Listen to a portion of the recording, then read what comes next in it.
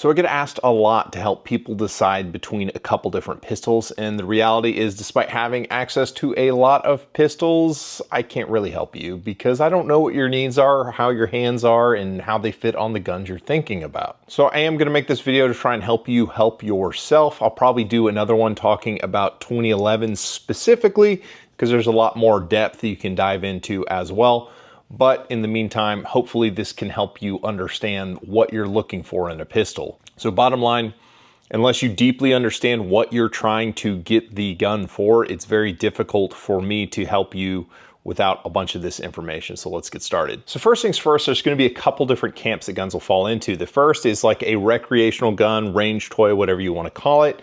A gun that is generally going to be as big and heavy as you can get it. It's going to be light shooting, it's going to have the best trigger, and it's going to be something fun that you can shoot for extended range sessions. Then there's going to be your self-defense pistols, which are generally speaking going to be roughly, this is about a Glock 19 size, it's the Ruger RXM.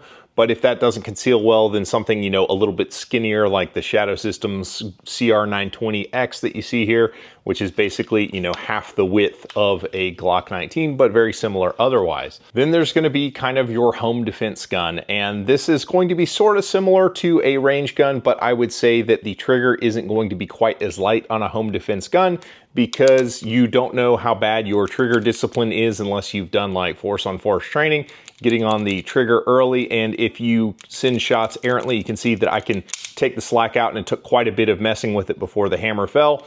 You want a trigger that you can control under stress. So it's not going to be the lightest, best trigger possible, but it is generally going to be like a full-size service gun with a rail to mount a light on. Now, accept this little bit of truth. A heavier gun, and this is like a 44-ounce pistol, is going to shoot nicer than a lighter weight gun. This is about a 22-ounce pistol. And if you think about it, when the gun goes off, the inertia of the heavier frame having to rotate dumbs down the energy that's going into your hands and arms. So the heavier guns are generally going to be nicer to shoot. They're easier to steady for precise shots on small or distant targets.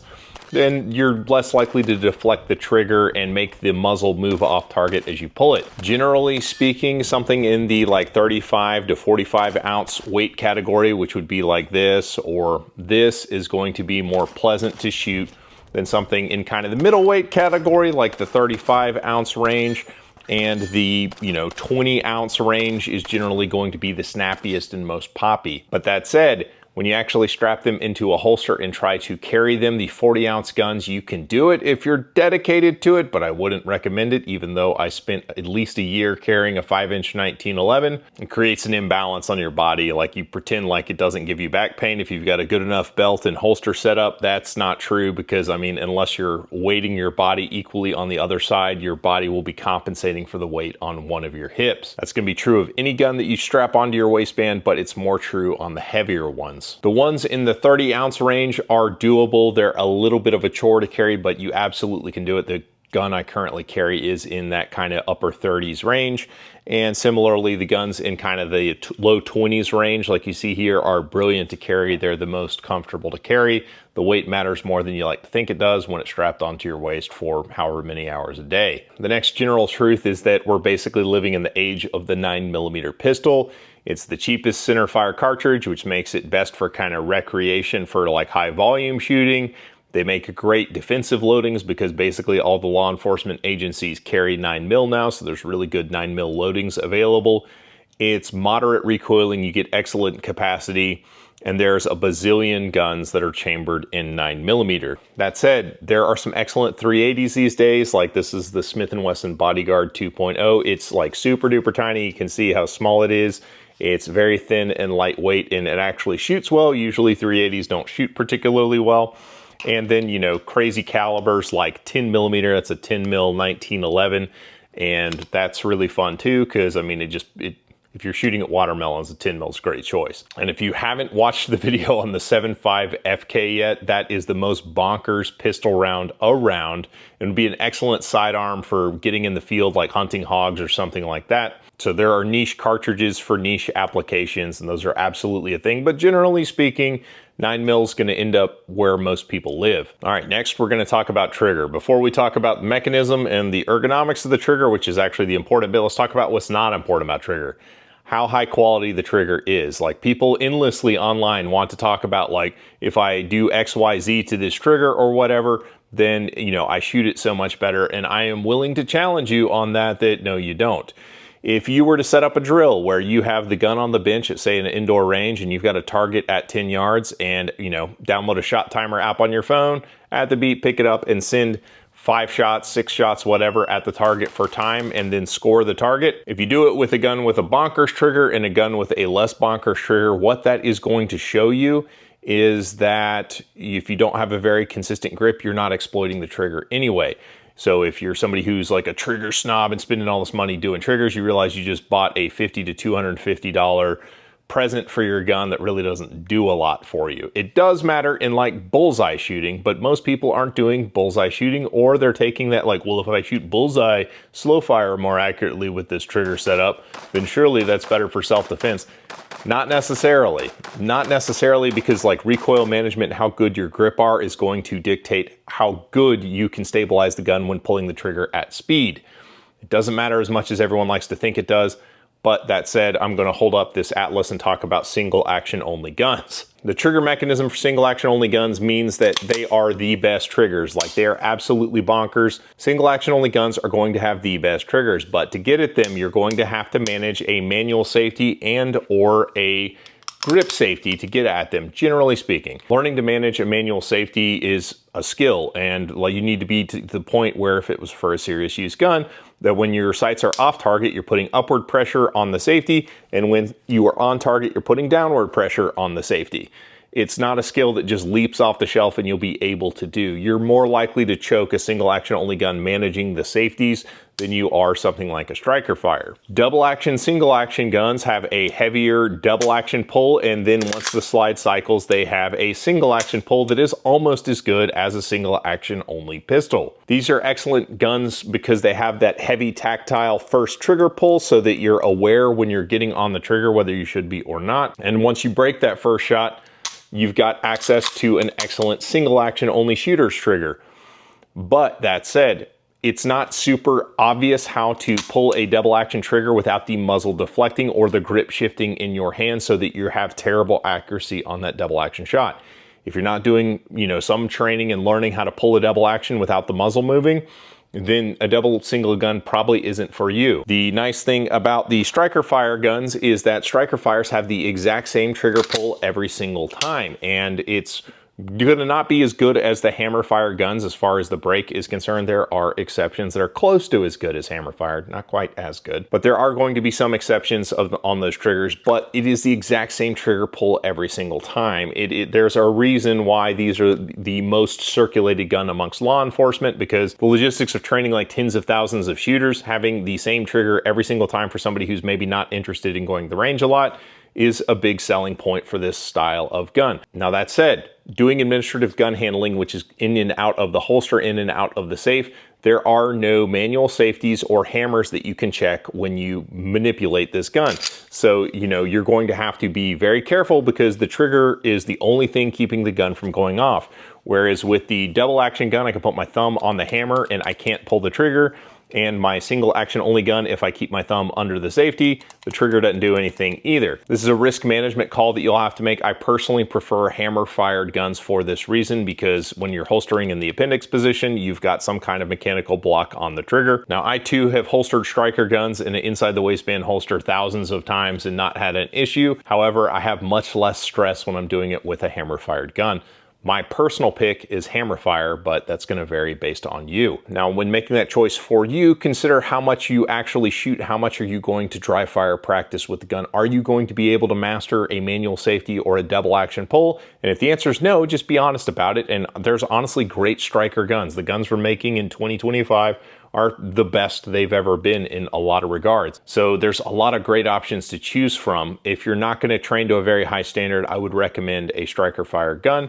But if you're going to train a lot, I think double action, single action, or single action only are a little bit better. This next one is something that you just should take on faith, but you can test it and you'll find out about it. We talked about how the weight matters in a pistol. Pistols that are marketed in the same category are going to perform pretty much the same. So let's pretend that this is a Glock 19 compact and you've got the M&P compact and a PDP compact. All these guns are designed to the same parameters, the same accuracy standards, the same basic trigger weights. They're all going to weigh about the same, so they're all going to shoot about the same. So the question is, how does the gun fit in your hand and how does your finger get onto the trigger with each gun?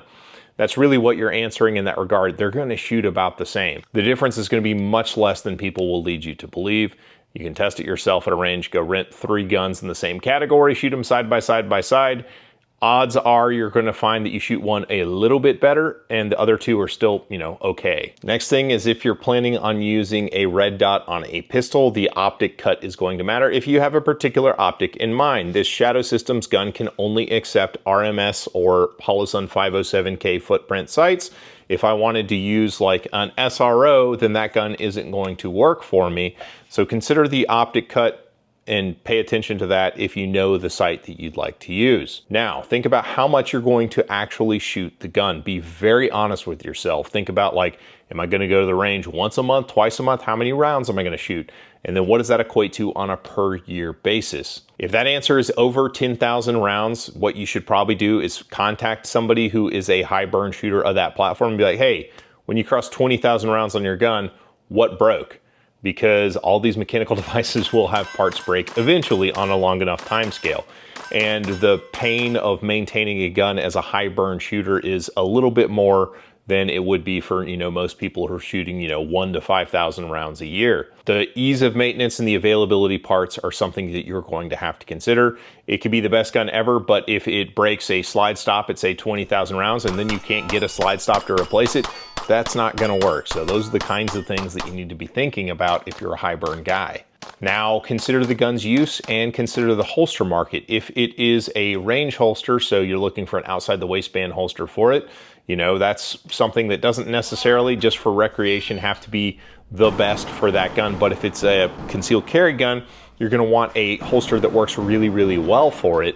And that's going to be kind of the downfall of some of these more exotic brands is that there's no holster support. If it's a carry gun, you kind of want to answer the holster question first before you really consider the gun. Don't just get the gun and then figure out the holster, because sometimes you can't figure out the holster and that really sucks because you've got, again, a paperweight. Let's talk about ported guns and compensators. There are a lot of really cool options. This is a Prodigy that has the comp at the end of the barrel. It honestly does shoot pretty good. These $1,000 ported and comped guns, if competition is something that you're thinking about, really spend the extra brain energy to figure out what division you would be put into and whether or not that gun is a gun that can be competitive. Because if you're shooting IDPA, this is a brilliant carry optics gun. If you're shooting USPSA, this is a really crappy open gun, because a full tilt race gun like this Bull Armory Spitfire is going to absolutely eat its lunch because the compensator and the ports in the barrels are a lot bigger. It can handle major power factor for a scoring advantage. Just the gun's not going to win the match, but this gun is not going to do you any favors against full tilt race guns. And staying on that kind of ported and compensated target, if you haven't shot one of these in an enclosed area, like at an indoor range, do so, because if it's like a home or self-defense gun, if you were to shoot a ported or comped gun in a car or in a narrow hallway without hearing protection in, you need to understand how much more concussion makes it back onto the shooter with a ported or compensated gun. It's a lot more. If you're only buying one gun, my recommendation is not to get one that's ported or compensated. And if it's a recreation gun, I would honestly say maybe don't get a ported or compensated one there either, simply because it gives you more options as far as divisions you can shoot in. Ported and compensated guns are silly fun. They are super duper fun, but they are super duper loud.